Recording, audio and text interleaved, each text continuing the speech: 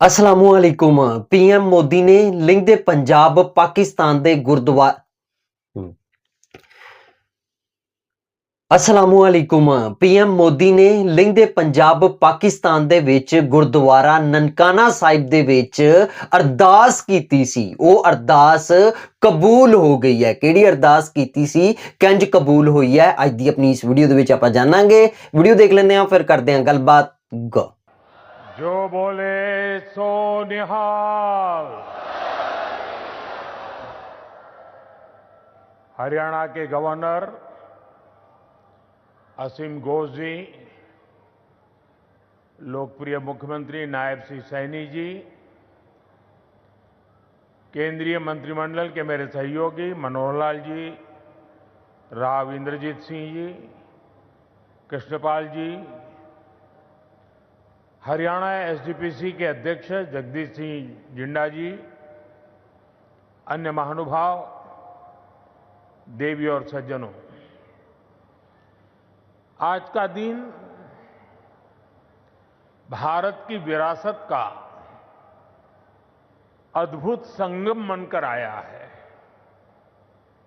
आज सुबह मैं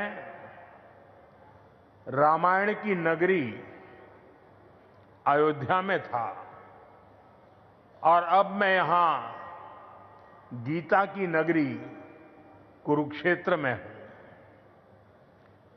यहां हम सभी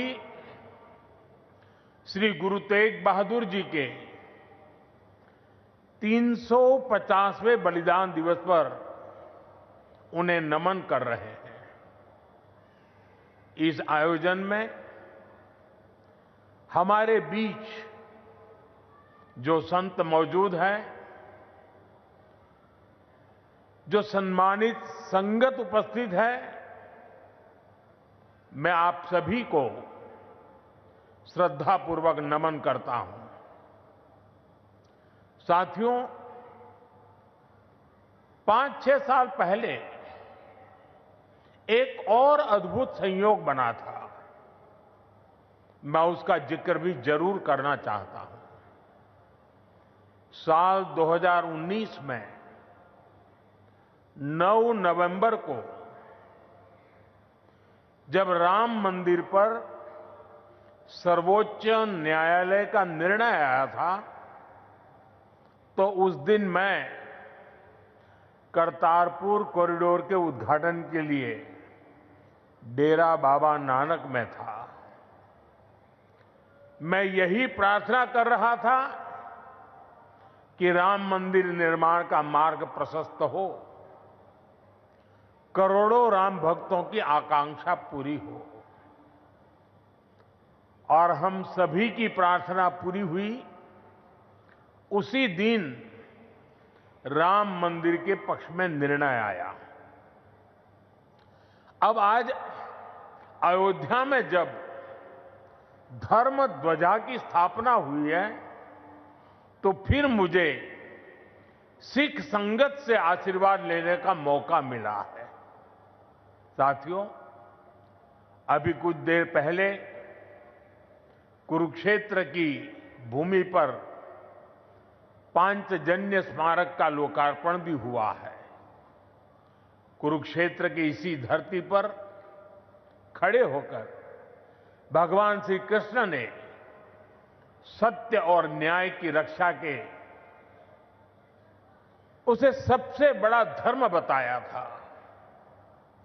उन्होंने कहा था, स्वधर्मे निधनम श्रेय, अर्थात सत्य के मार्ग पर अपने धर्म के लिए प्राण देना भी श्रेष्ठ है।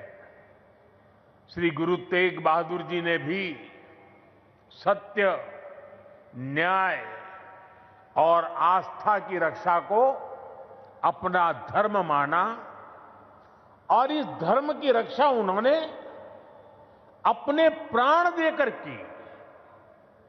इस ऐतिहासिक अवसर पर भारत सरकार ने श्री गुरु तेग बहादुर जी के चरणों में एक स्मृति डाक टिकट और विशेष सिक्का भी समर्पित करने का सौभाग्य पाया है।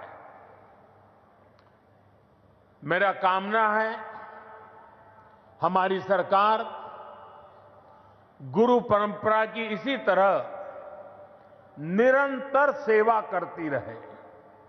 साथियों, कुरुक्षेत्र की यह पवित्र भूमि सिख परंपरा का एक महत्वपूर्ण केंद्र है।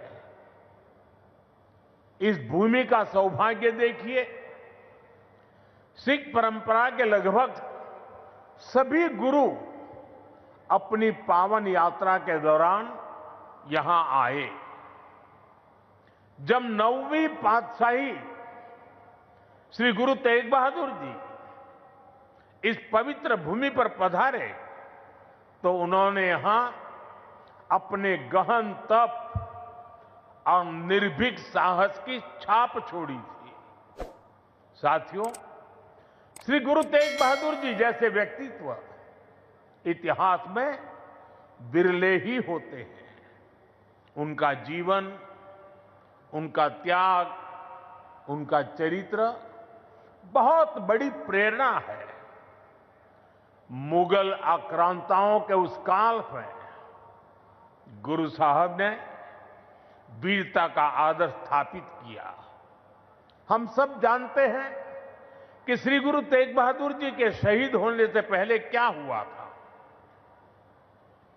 मुगल आक्रांताओं के उस काल में कश्मीरी हिंदुओं को जबरन धर्मांतरण किया जा रहा था।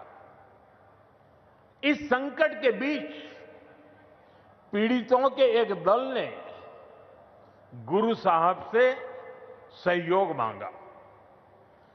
तब से गुरु साहब ने उन पीड़ितों को जवाब दिया था कि आप सब औरंगजेब को साफ साफ कह दें, यदि श्री गुरु तेग बहादुर इस्लाम स्वीकार कर लें तो हम सब इस्लाम धर्म अपना लेंगे। साथियों, इन वाक्यों में श्री गुरु तेग बहादुर जी की निडरता, उसकी पराकाष्ठा थी। इसके बाद जिसकी आशंका थी वही हुआ। उस क्रूर औरंगजेब ने गुरु साहिब को बंदी बनाने का आदेश दिया, लेकिन गुरु साहब ने खुद दिल्ली जाने की घोषणा कर दी। मुगल शासकों ने उन्हें प्रलोभन भी दिए, लेकिन श्री गुरु तेग बहादुर अड़िग रहे। उन्होंने धर्म और सिद्धांतों से समझौता नहीं किया और इसलिए उनका मन तोड़ने के लिए गुरु साहब को पथ से डिगाने के लिए उनके सामने उनके 3 साथियों भाई दयाला जी, भाई सतीदास जी, भाई मतीदास जी की निर्ममता से हत्या की गई।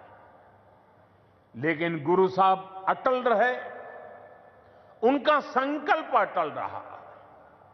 उन्होंने धर्म का रास्ता नहीं छोड़ा। तब की अवस्था में गुरु साहब ने अपना शीश धर्म की रक्षा को समर्पित कर दिया। साथियों, मुगल इतने पर ही नहीं रुके थे। उन्होंने गुरु महाराज के शीश को अपमानित करने का भी प्रयास किया, लेकिन भाई जेता जी ने अपने पराक्रम के बल पर उनके शीश को आनंदपुर साहब पहुंचाया। इसलिए ही श्री गुरु गोविंद सिंह जी ने लिखा है, तिलक जंजू राखा प्रभता का, तेग बहादुर सी क्रिया करीन किनु आन। इसका अर्थ था कि धर्म का तिलक सुरक्षित रहे, लोगों की आस्था पर अत्याचार न हो, इसके लिए गुरु साहिब ने सब कुछ न्यौछावर कर दिया। साथियों, आज गुरु साहब की इसी बलिदान भूमि के रूप में आज दिल्ली का शीशगंज गुरुद्वारा हमारी प्रेरणा का एक जीवन स्थल बनकर खड़ा है। आनंदपुर साहब का तीर्थ हमारी राष्ट्रीय चेतना की शक्ति भूमि है और आज हिंदुस्तान का जो स्वरूप शेष है उसमें गुरु साहब जैसे युग पुरुषों का त्याग और समर्पण समाहित है। और इसी त्याग के कारण श्री गुरु तेग बहादुर साहब को हिंद दी चादर कहकर पूजा जाता है। साथियों, हमारे गुरुओं की परंपरा हमारे राष्ट्र के चरित्र, हमारी संस्कृति और हमारी मूल भावना का आधार है। और मुझे संतोष है कि पिछले 11 वर्षों में हमारी सरकार ने इस पावन परंपराओं को, सिख परंपरा के हर उत्सव को राष्ट्रीय उत्सव के रूप में भी स्थापित किया है। हमारी सरकार को श्री गुरु नानक देव जी के 550वें प्रकाश पर्व पर, श्री गुरु तेग बहादुर साहब जी के 400वें प्रकाश पर्व और श्री गुरु गोविंद सिंह जी के 350वें प्रकाश पर्व को भारत की एकता और अखंडता के उत्सव के रूप में मनाने का अवसर मिला। पूरे भारत के लोग अपने मत, परंपरा और मान्यताओं से आगे बढ़कर इन योजनाओं में सम्मिलित हुए हैं। साथियों, हमारी सरकार को गुरुओं से जुड़े पवित्र स्थलों को भव्यतम और दिव्यतम रूप देने का सौभाग्य भी मिला है। बीते एक दशक में अनेक ऐसे अवसर आए हैं जब मैं व्यक्तिगत रूप से गुरु परंपरा के आयोजनों का हिस्सा बना। कुछ समय पहले जब अफगानिस्तान से गुरु ग्रंथ साहब के 3 मूल स्वरूप भारत आए थे तो यह हर देशवासी के लिए गौरव का क्षण बना था। साथियों, हमारी सरकार ने गुरुओं के हर तीर्थ को आधुनिक भारत के स्वरूप से जोड़ने का प्रयास किया है। करतारपुर कॉरिडोर का काम पूरा करना हो, हेमकुंड साहिब में रोपवे प्रोजेक्ट के निर्माण करना हो, आनंदपुर साहब में विरासत-ए-खालसा संग्रहालय का विस्तार हो, हमने गुरुजनों की गौरवशाली परंपरा को अपना आदर्श मानकर इन सारे कामों को पूरी श्रद्धा से पूरा करने का प्रयास किया है। साथियों, हम सभी जानते हैं कि कैसे मुगलों ने वीर साहिबजादों के साथ भी क्रूरता की सारी सीमाएं पार कर दी थी।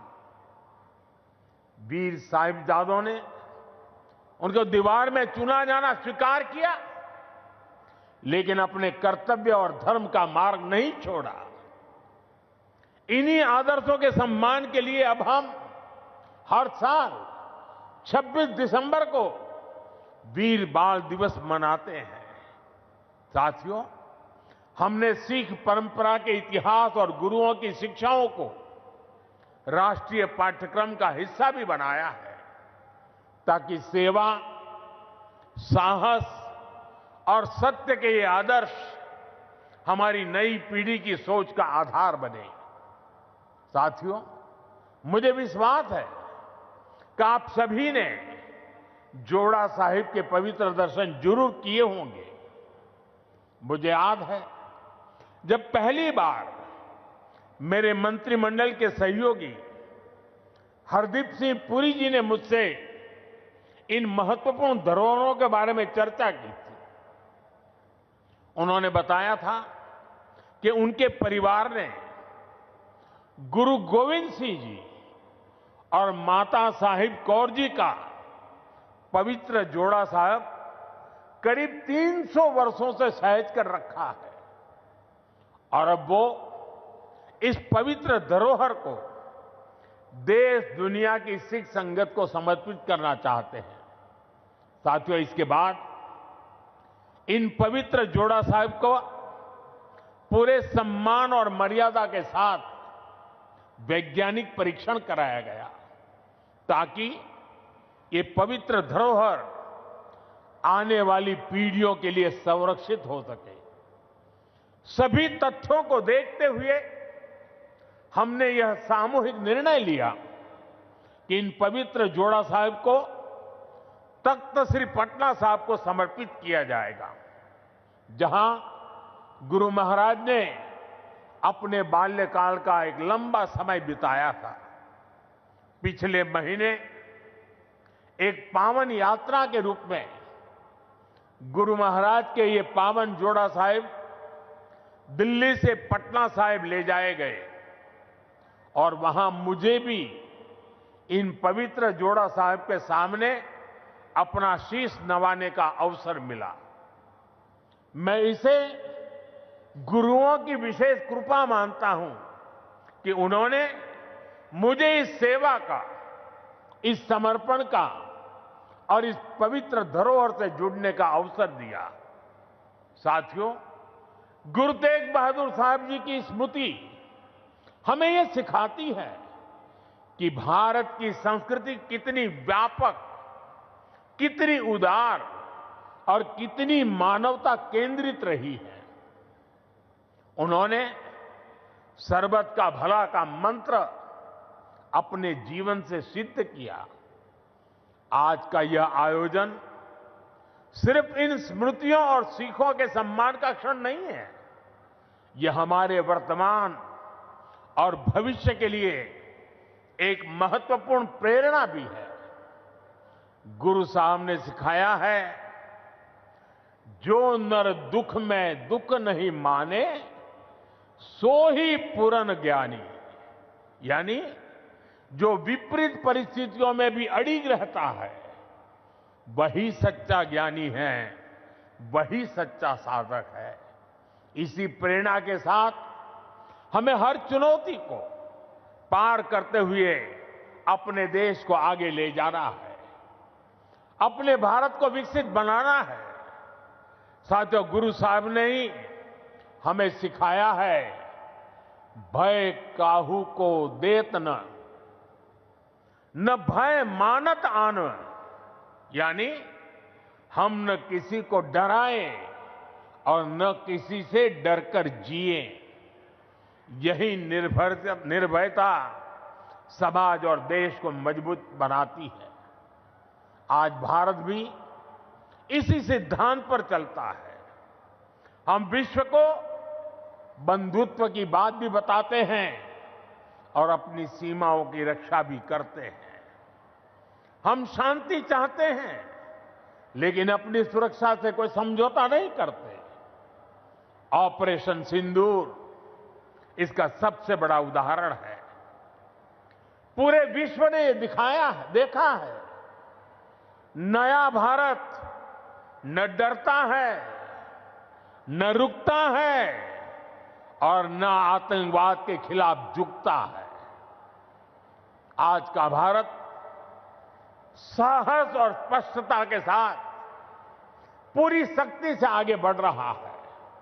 साथियों, आज इस अहम अवसर पर मैं हमारे समाज से, युवाओं से जुड़े एक ऐसे विषय पर भी बात करना चाहता हूं जिसकी चिंता गुरु साहब ने भी की थी। ये विषय नशे का है, ड्रग्स का है।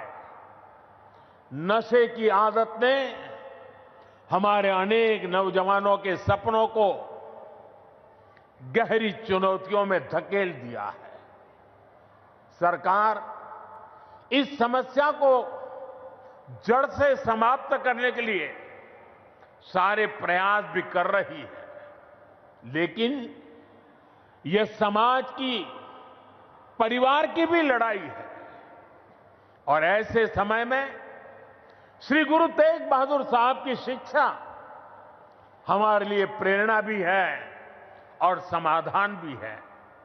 हम सब जानते हैं कि जब गुरु साहब ने आनंदपुर साहब से अपनी यात्रा प्रारंभ की तो उन्होंने अनेकों गांवों में संगत को अपने साथ जोड़ा। उन्होंने ना सिर्फ उनकी श्रद्धा और आस्था का विस्तार किया, बल्कि इन क्षेत्रों में रहने वाले समाज का आचरण भी बदला। इन गांवों में रहने वाले लोगों ने हर तरह के नशे की खेती छोड़ी और गुरु साहब के चरणों में अपना भविष्य समर्पित किया। गुरु महाराज के दिखाए इसी मार्ग पर चलते हुए यदि समाज, परिवार और युवा मिलकर नशे के खिलाफ निर्णायक लड़ाई लड़ने का काम करें तो ये समस्या जड़ से समाप्त हो सकती है। साथियों, श्री गुरु तेग बहादुर साहब की शिक्षाएं हमारे आचरण में शांति, हमारी नीतियों में संतुलन और हमारे समाज में विश्वास का आधार बने, यही इस अवसर का सार है। आज जिस तरह से पूरे देश में श्री गुरु तेग बहादुर का ये शहीदी दिवस मनाया जा रहा है, वो ये बताता है कि गुरुओं की सीख आज भी हमारे समाज की चेतना में कितनी जीवंत है। इसी भावना के साथ की ये सारे आयोजन भारत को आगे ले चलने में हमारी युवा पीढ़ी की सार्थक प्रेरणा बने। एक बार फिर आप सभी को मेरी अनेक अनेक शुभकामनाएं हैं। वाहेगुरु जी का खालसा, वाहेगुरु जी की फतेह।